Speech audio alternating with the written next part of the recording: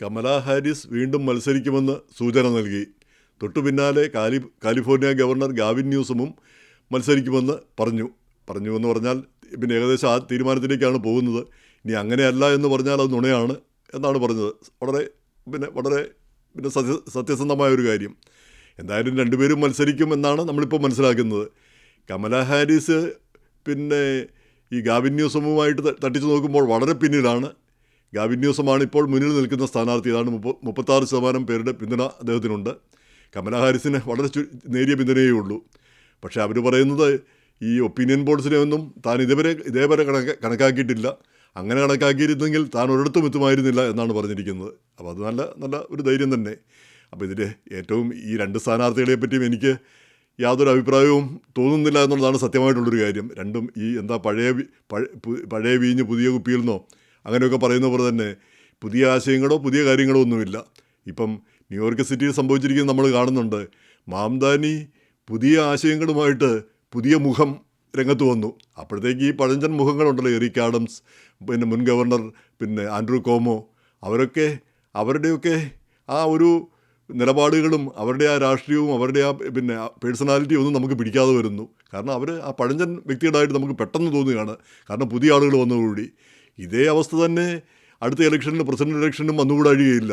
ഈ കമല ഹാരിസും ഗാവിൻ ന്യൂസമും ഒക്കെ ഈ പഴയ മുഖങ്ങൾ അവർ തന്നെയാണ് വരുന്നത്. നേരെ മറിച്ച് ഈ റിപ്പബ്ലിക്കൻ പാർട്ടിയിൽ ഒരു പുതിയ മുഖം വരുന്നു. ഇപ്പം ജെ ഡി വാൻസ് അത്ര പുതിയ മുഖമായിട്ട് വരുന്നില്ല. വേറെ ഒരാൾ കരിസ്മാറ്റിക് ആയിട്ടുള്ള വേറൊരാൾ വരുന്നു എന്ന് വെക്കുക. അപ്പോൾ അങ്ങനെ ഒരാളെ നേരിടാനായിട്ട് ഇവരെ കൊണ്ട് കഴിയുമോ? അപ്പോൾ ആ വ്യക്തിക്കും വലിയ പ്രാധാന്യമുണ്ടെന്നാണ് നമ്മൾ മനസ്സിലാക്കേണ്ടത്. ഇപ്പം പെട്ടെന്നാണ് മാംദാനിക്കെതിരെ ആളുകൾ രംഗത്ത് വരുന്നത്. ഈ ക്രിസ്ത്യൻ പാസ്റ്റർമാരും ഒക്കെ കൂടെ ഇപ്പം രംഗത്ത് വന്നിരിക്കുന്നു. കാരണം ഇങ്ങനെ ഒരു മുസ്ലിമാണെന്ന് ഇപ്പോഴാണ് ആളുകൾക്ക് മനസ്സിലാവുന്നത്. ഇതുവരെ ഒരു കുഴപ്പമില്ല, ഒരു ന്യൂയോർക്കുകാരൻ, അദ്ദേഹത്തിന് മേയറാകുന്നതിന് ഒരു തെറ്റുമില്ല. പക്ഷേ പെട്ടെന്ന് ഇദ്ദേഹം ഇസ്ലാമാണ്, മുസ്ലിമാണ്, അപ്പോൾ ഇദ്ദേഹമാണേലും ഞാൻ ഉറച്ച വിശ്വാസിയാണ് എന്നൊക്കെയാണ് പറയുന്നത്. അതുപോലെ തന്നെ മോസ്കുകളിലൊക്കെ പോകുന്നു, ആളുകളോട് മുസ്ലിങ്ങളോട് വോട്ട് ചെയ്യാനായിട്ട് രജിസ്റ്റർ ചെയ്യാനായിട്ട് പറയുന്നു. അങ്ങനെ പെട്ടെന്നൊരു മതപരമായൊരു ഭിന്നത അവിടെ വന്നിരിക്കുന്നു ആളുകൾക്ക്. കോമോയോട് ഒരു പോഡ്കാസ്റ്റർ ചോദിച്ചത്, ഇനി ഒരു 9/11 വന്നു കഴിഞ്ഞാൽ എന്ത് സംഭവിക്കും, അപ്പം മേയറായിട്ട് മാംദാനി ഇരിക്കുകയും ചെയ്യുന്നു, എന്ത് സംഭവിക്കും? അപ്പോൾ റോസൻബർഗ് ആ ചോദിച്ചയാൾ തന്നെ പറയുകയാണ്, അങ്ങേര് പൊട്ടിച്ചിരിക്കും, അങ്ങേര് ചിരിക്കും. അതായത് ഒരു രണ്ടാമതൊരു 9/11 കൂടെ സംഭവിച്ചു കഴിഞ്ഞാൽ അദ്ദേഹത്തിന് സന്തോഷമായിരിക്കും, കാരണം അദ്ദേഹം മുസ്ലിമാണ് എന്നുള്ള രീതിയിൽ. അപ്പോൾ അതിനെ അനുകൂലിക്കുന്ന രീതിയിലാണ് തലയാട്ടുകയാണ് കോമോ ചെയ്തത്. അപ്പോൾ അതിന് മാംദാനിയെ വളരെ വേദനിപ്പിച്ചു എന്നുള്ളതാണ് സത്യം. നമുക്കറിയാം, ഒരു സാധാരണ ഒരു വ്യക്തി എന്ന നിലയിൽ ഒരു മതവിശ്വാസി എന്ന മാത്രമല്ലാതെ അതിനപ്പുറത്തേക്ക് നമ്മൾ കേരളത്തിലാണിപ്പം മതവിശ്വാസമൊക്കെ നമ്മൾ ഇഴകീറി പഠിക്കുന്നത്. ഇസ്ലാം മതത്തിൽ അത് പറഞ്ഞിട്ടുണ്ട്, ഇത് പറഞ്ഞിട്ടുണ്ട്. അവർ ഇന്നത് ചെയ്യുമ്പോൾ ഇന്ന കാരണങ്ങൾ കൊണ്ടാണ് കൈകാലുകൾ വെട്ടുന്നത്. നമ്മൾ ജോസഫ് മാഷിൻ്റെ കൈയും കാലും വെട്ടിയത് അത് ഖുറാനിൽ പറഞ്ഞിട്ടാണെന്ന് നമ്മൾ അപ്പോഴാണ് കണ്ടുപിടിക്കുന്നത്. എന്ന് പറഞ്ഞ പോലെ ഓരോ കാര്യങ്ങളും ഇഴകീറി പരിശോധിക്കുന്നത്. ഇപ്പോൾ ഇവിടെയുള്ള ആളുകൾ അങ്ങനെ ഇസ്ലാം മതം ഒരു ഉപദ്രവമാണെന്ന് ഇതേവരെ പറഞ്ഞിട്ടില്ല. ഇപ്പം വഴിയിൽ നിസ്കാരവും ഒക്കെ തുടങ്ങിക്കഴിഞ്ഞാൽ ഇവിടെയും ആളുകൾ ഉപദ്രവമാണെന്നുള്ള ആ രീതിയിൽ പറയുന്നൊരു സ്ഥിതി വരും. ഇപ്പോഴേതായാലും ഇല്ല. അപ്പം മാംദാനി ആ രീതിയിൽ ഒരു സാധാ വിശ്വാസി എന്ന നിലയിൽ അദ്ദേഹം ചിന്തിച്ചിട്ടുണ്ടാവുകയുള്ളൂ. അപ്പോൾ പക്ഷേ ഇപ്പോഴും തോന്നുന്നുണ്ട് പലർക്കും അദ്ദേഹമല്ലായിരുന്നു വേറൊരു സ്ഥാനാർത്ഥി വരേണ്ടതായിരുന്നു എന്ന്. പക്ഷേ വേറെ സ്ഥാനാർത്ഥികളില്ല. ഇങ്ങനെ എറിക് ആഡംസോ കോമോയോ ഒക്കെ വരുമെന്നുള്ളത് കൊണ്ട് യുവതലമുറയോ പുതിയ ആളുകളോ രംഗത്ത് വന്നില്ല. അപ്പോൾ ആ വിടവിൽ മാംദാനി രംഗത്ത് വന്നു. ഇപ്പോഴാണ് ആളുകൾക്ക് മനസ്സിലാവുന്നത് നേരത്തെ ആരെങ്കിലുമൊക്കെ മത്സരിച്ചിരുന്നുവെങ്കിൽ അവർക്ക് സാധ്യതകളുണ്ടായിരുന്നു എന്ന്. ഇതേ അവസ്ഥ തന്നെയാണ് അടുത്ത ഇലക്ഷനിലും വരാൻ പോകുന്നത്. ഈ കമല ഹാരിസും ഗാവിൻ ന്യൂസമും ഒക്കെ ഈ ചതഞ്ഞ പാർട്ടികൾ വീണ്ടും വന്നു കഴിഞ്ഞാൽ മിക്കവാറും അടുത്ത തവണയും പാർട്ടി പരാജയപ്പെടാനുള്ള എല്ലാ സാധ്യതയും കാണുന്നുണ്ട്. ഈ കമല ഹാരിസിനെ പറ്റി വ്യക്തിപരമായിട്ട് എനിക്ക് പരിചയമുള്ള ഒരു വ്യക്തിയാണ്. അവരുമായിട്ട് സംസാരിക്കുകയും ആദ്യകാലത്ത് അവർ ഇലക്ഷൻ നിൽക്കുന്ന സമയത്ത് ഞാൻ ഓർക്കുന്നുണ്ട്, ആദ്യം അവർ വിളിക്കുന്നതും സംസാരിക്കുന്നതും. അത് മറ്റൊന്നും കൊണ്ടുമല്ല, ഈ അമേരിക്കയിലെ ഇന്ത്യൻ സ്ഥാനാർത്ഥികൾ മത്സരിക്കും മുമ്പ് ആദ്യം വിളിക്കുന്നത് ഈ ഇന്ത്യ എബ്രോഡ് എന്ന് പറഞ്ഞ് ഞാൻ ജോലി ചെയ്തിരുന്ന ആ പത്രസ്ഥാപനം അങ്ങോട്ടാണ് വിളിക്കുന്നത്. കാരണം നമ്മുടെ ആളുകളുടെ സപ്പോർട്ടാണല്ലോ ആദ്യം തേടുക. അപ്പോൾ നാച്ചുറലി ആ കോൾ ഇങ്ങനെ ഇലക്ഷൻ നിൽക്കാൻ പോകുന്നതാണെന്ന് പറയുമ്പോൾ ആ കോൾ എനിക്ക് വരും. അപ്പോൾ ഞാനാണ് ആദ്യം സംസാരിക്കുക. ഇങ്ങനെയുള്ള പലരുമായിട്ട് നിക്കി ഹേലി, ഈ റോഖന്ന, ഇങ്ങനെയുള്ള പലരുമായിട്ടും അവരെ പറ്റിയൊക്കെ ആദ്യം എഴുതുന്നത് തുളസി ഗബാർഡ്. അത് മറ്റൊന്നും കൊണ്ടുമല്ല, അവിടെ ഇരിക്കുന്നത് കൊണ്ടും പിന്നെ ആ കോൾ എനിക്ക് വരുന്നതുകൊണ്ടും എന്തായാലും അങ്ങനെ അന്ന് സംസാരിക്കുകയും അന്ന് അന്ന് ഡിസ്ട്രിക്ട് അറ്റേർണിയായിട്ട് മത്സരിക്കുന്ന കാലമാണ് അത്. സാൻ ഫ്രാൻസിസ്കോ ഡിസ്ട്രിക്ട് അറ്റേർണിയായിട്ട് 2002 ആ കാലം.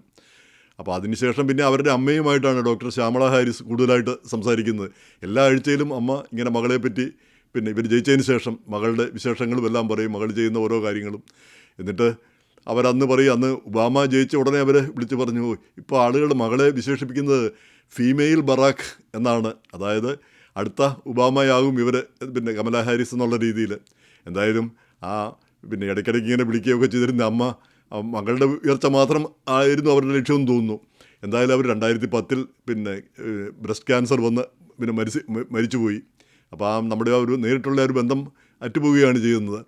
അപ്പോൾ എന്തായാലും ഈ കമല ഹാരിസിൻ്റെ പല കാര്യങ്ങളും ആദ്യകാലത്തൊക്കെ അവർ ചെയ്ത ചില കാര്യങ്ങൾ ഞാൻ ഓർക്കുന്നുണ്ട്. റിസീഡിവിസം, അതായത് ജയിലിൽ പോയ ആൾ വീണ്ടും ജയിലിൽ പോകുക എന്നുള്ളത് അമേരിക്കയിൽ ഒരു രസമുള്ള ഒരു കാര്യമാണ്. അതായത് അതത്ര മോശപ്പെട്ട കാര്യമല്ല. നമ്മൾക്ക് നേരെ മറിച്ച് ഇന്ത്യയിൽ ജയിലിൽ പോകുന്നത് മോശം, ജയിലിൽ പോയ ആൾ വീണ്ടും ജയിലിൽ പോകുന്നത് അതിനേക്കാൾ മോശം. പക്ഷേ ഇവിടെ അങ്ങനെയല്ല. ഇവിടെ ഒരു വെക്കേഷൻ എടുക്കുന്ന പോലെയാണ് ആളുകൾ വീണ്ടും ജയിലിൽ പോവുക. തടിയൊക്കെ ഒന്ന് നന്നാക്കി, നമ്മുടെ ഗോവിന്ദച്ചാമി ടൈപ്പിൽ തടിയൊക്കെ ഒന്ന് നന്നാക്കിയിട്ട് തിരിച്ചു വരാൻ വേണ്ടിയിട്ടാണ് പലരും ജയിലിൽ പോകുന്നത്. അപ്പോൾ അതിനെതിരെ അവർ കുറേ നടപടികളെടുത്തു. അതുപോലെ തന്നെ കുട്ടികൾ സ്കൂളിൽ പോകാതെ നടക്കുകയാണെങ്കിൽ അപ്പോൾ അവർ അന്ന് ഡിസ്ട്രിക്ട് അറ്റേർണി എന്ന നിലയിൽ അവർ പറഞ്ഞത് സ്കൂളിൽ പോകാതെ നടക്കുകയാണെങ്കിൽ ആ മാതാപിതാക്കളെ അറസ്റ്റ് ചെയ്യും, മാതാപിതാക്കളുടെ ഉത്തരവാദിത്വമാണ് കുട്ടികൾ സ്കൂളിൽ പോകേണ്ടതെന്ന്. അപ്പോൾ അങ്ങനെ വരുമ്പോഴത്തേക്ക് മാതാപിതാക്കൾ തന്നെ നിർബന്ധിച്ച് കുട്ടികളെ സ്കൂളിൽ വിടുന്ന സ്ഥിതി വരും. അതൊക്കെ നല്ല കാര്യങ്ങളാണ്. അങ്ങനെയൊക്കെയാണ് അവർ ശ്രദ്ധ പിടിച്ചു വരുന്നത്. അതേ സമയത്ത് തന്നെയാണ് ഈ കമല ഹാരിസിൻ്റെ മെൻറ്റോറായിരുന്ന അന്നത്തെ mayor, San Francisco mayor Willie Brown തന്നെയാണ് ഈ ഗാവിൻ ന്യൂസമിൻ്റെയും മെൻറ്റോറായിരുന്നത്. അദ്ദേഹമാണ് ഈ ഗാവിൻ ന്യൂസമിനെ ആദ്യമായിട്ടൊരു പാർക്കിംഗ് ബോർഡിലോ മറ്റോ ആണ് നിയമിക്കുന്നത്. പിന്നീടാണ് അടുത്ത മേയറായിട്ട് അദ്ദേഹം വരുന്നത്. അപ്പോൾ മേയറായിട്ട് അദ്ദേഹം ചെയ്തൊരു പ്രധാനപ്പെട്ട കാര്യം, നാഷണൽ ശ്രദ്ധ ആകർഷിച്ച കാര്യം, ഈ സ്വവർഗ വിവാഹം അത് രജിസ്റ്റർ ചെയ്യാനായിട്ട് അനുമതി കൊടുത്തു. സിറ്റി ക്ലാർക്കിനോട് അത് രജിസ്റ്റർ ചെയ്യാനായിട്ട് പറയുന്നു. അതുവരെ അമേരിക്കയിലെങ്ങും ഈ സ്വവർഗ വിവാഹം രജിസ്റ്റർ ചെയ്യുന്ന പതിവില്ലായിരുന്നു. അപ്പോൾ അത് ദേശീയ ശ്രദ്ധയിൽ കൊണ്ടുവന്ന കാര്യമാണ്. അപ്പോൾ ചുരുക്കി പറഞ്ഞാൽ ഇവർ രണ്ടുപേരും ആ ഒരു തീവ്ര ഇടതുപക്ഷത്തിൻ്റെ ആളുകളാണ്. ആ തീവ്ര ഇടതുപക്ഷത്തോട് അമേരിക്കക്കാർക്ക് അത്ര ഇഷ്ടമില്ല എന്നുള്ളതാണ്, ഇന്ത്യക്കാർക്കും ഇഷ്ടമില്ല കേട്ടോ. ഇതൊക്കെ പറഞ്ഞാൽ നമ്മൾ ഈ വലതുപക്ഷവും ഇടതുപക്ഷവും എന്നൊക്കെ പറയുമെങ്കിൽ നമ്മളും പൊതുവിൽ ആ ഒരു വലതുപക്ഷ ചിന്താഗതിക്കാരാണ്, മാർക്സിസ്റ്റുകാരാണെങ്കിൽ കൂടി.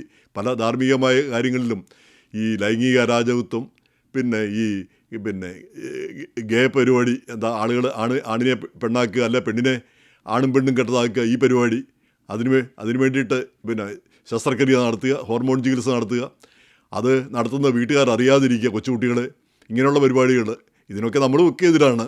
അപ്പോൾ ചുരുക്കി പറഞ്ഞാൽ നമ്മളും നല്ല കൺസർവേറ്റീവുകൾ തന്നെയാണ്. ഈ ചാർലി കിർക്കിനെ പറ്റി പറയുന്നത്, കൊല്ലപ്പെട്ട അദ്ദേഹം പറഞ്ഞത് കേട്ടിട്ട് എനിക്ക് വാസ്തവത്തിൽ അതിശയമൊന്നും തോന്നിയില്ല. ഇതെന്താ, സാധാരണ ഒരു ക്രിസ്ത്യാനി പറയുന്ന കാര്യങ്ങളൊക്കെ അയാൾ പറയുന്നുണ്ട്, ഒരു സാധാരണ ക്രിസ്ത്യൻ പാസ്റ്ററൊക്കെ പറയുന്ന കാര്യങ്ങൾ. പക്ഷേ ഇവിടെ അയാൾ വലിയ വലതുപക്ഷവും ഒരു തീവ്രവാദിയുമായിട്ട് ചിത്രീകരിക്കപ്പെട്ടു. അപ്പോൾ എന്ന് പറഞ്ഞാൽ ആ ലൈംഗിക അരാജകത്വം, അതുപോലെ തന്നെ ആ ഉത്തരവാദിത്വം ഏറ്റെടുക്കാൻ പറ്റാതെ ആളുകൾ ഇങ്ങനെ ഗേ ആവുക, ഇങ്ങനെ ഒരു സംസ്കാരം വളർത്തിയെടുക്കുന്നു. അവർക്കെല്ലാം ഇങ്ങനെയുള്ള ആശയങ്ങൾ വരുന്നത് ഇഷ്ടപ്പെടുന്നില്ല. ഒരിക്കൽ ഈ ഡെമോക്രാറ്റിക് പാർട്ടിയുടെ കൺവെൻഷൻ ഫിലഡൽഫിയയിൽ നടക്കുമ്പോൾ ഞാൻ ഓർക്കുന്നുണ്ട്, ജീസസ് ലവ്സ് യു എന്ന് പറഞ്ഞ് ഒരു ബോർഡുമായിട്ട് കുറച്ച് പേരൊരു പ്രകടനം. ഉടനെ അതിനെതിരെ ആ ഗേ ആയിട്ടുള്ള ഒരു പറ്റ ആളുകൾ ചാടി ഇറങ്ങി ഇവർക്കെതിരെ. ജീസസ് ലവ്സ് ഗെയ്സ് എന്നും പറഞ്ഞ് ഇവരെ നേരിടാനായിട്ട് ഒരുങ്ങി. പോലീസ് ഇടപെട്ടാണ് ഇവരെ പിന്തിരിപ്പിക്കുന്നത്, രണ്ടു കൂട്ടരെയും മാറ്റി നിർത്തുന്നത്. അപ്പോൾ ചുരുക്കി പറഞ്ഞാൽ ഇതാണ് അവസ്ഥ. ഒബാമ ഏതോ ബ്രൗൺ യൂണിവേഴ്സിറ്റി ചെന്നപ്പോൾ അവിടെ ക്രിസ്തുവിൻ്റെ ഒരു പ്രതിമ ഇരിക്കുന്ന കണ്ടിട്ട് അത്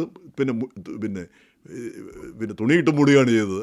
അപ്പോൾ അങ്ങനെയുള്ള ഒരു തീവ്ര നിലപാടുകൾ ഈ അമേരിക്ക പോലുള്ള ഒരു രാജ്യത്ത് കൊണ്ടുവരുമ്പോഴാണ് പ്രശ്നമാകുന്നത്, ഇടതുപക്ഷം വലതുപക്ഷം എന്നൊക്കെ വരുന്നത്. അതേസമയം തന്നെ ഈ ഗാവിൻ ന്യൂസമൊക്കെ എന്താണ് ചെയ്യുന്നത്, കാര്യപ്പെട്ട പല കാര്യങ്ങളും ചെയ്തോ. ഏറ്റവും അധികം ആളുകൾ വഴിയിൽ താമസിക്കുന്നത് കാലിഫോർണിയയിലാണ്.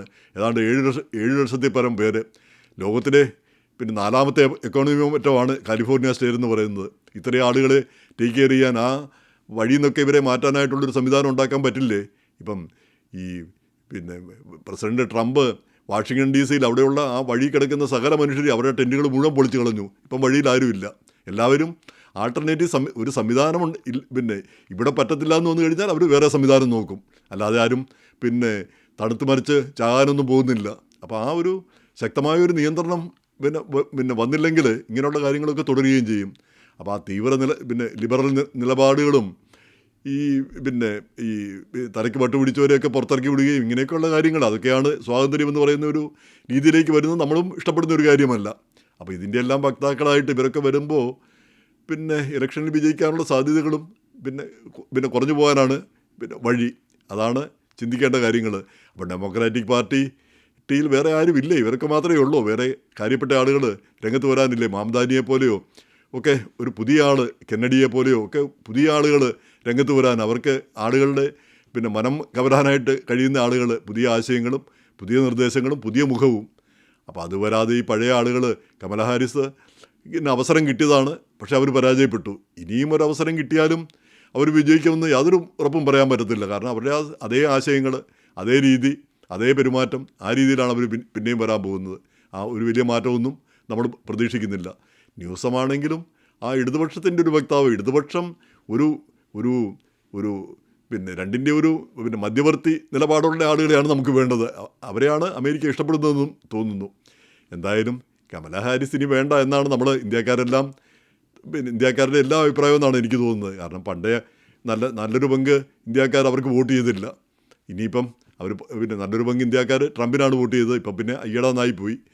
ഇനിയിപ്പം കമല ഹാരിസ് വീണ്ടും വന്നാലും ഇന്ത്യക്കാരുടെ പിന്തുണ ഉണ്ടെങ്കിലും വലിയൊരു അതൊരു പ്രശ്നമുള്ള കാര്യമല്ല. പക്ഷേ അത് കിട്ടുമെന്ന് പോലും സന്ദേഹപ്പെടേണ്ട കാര്യവുമാണ്. എന്തായാലും ഒരു പുതിയ മുഖം വരണം എന്നാണ് നമ്മളൊക്കെ ആഗ്രഹിക്കുന്നത്. അത് നടക്കുമോ എന്ന് കണ്ടറിയണം.